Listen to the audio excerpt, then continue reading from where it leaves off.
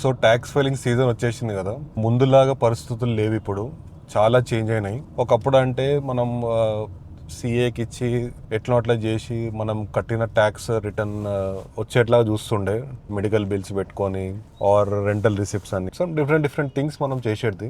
కానీ ఇప్పుడు అట్లా లేదు. Everything is like scrutinise properly. ఏఏ వచ్చిన తర్వాత ఆర్ లైక్ టెక్నాలజీ ఇంప్రూవ్ అయిన తర్వాత బ్యాంక్స్ చాలా అంటే చాలా చేంజ్ అయినాయి. ముందులాగా అస్సలు లేదు.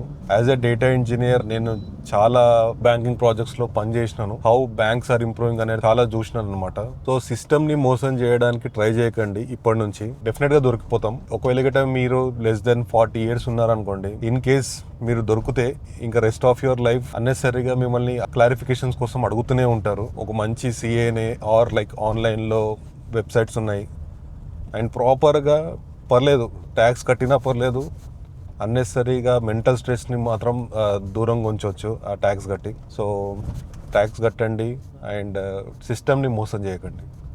చలో మళ్ళీ కలుద్దాం.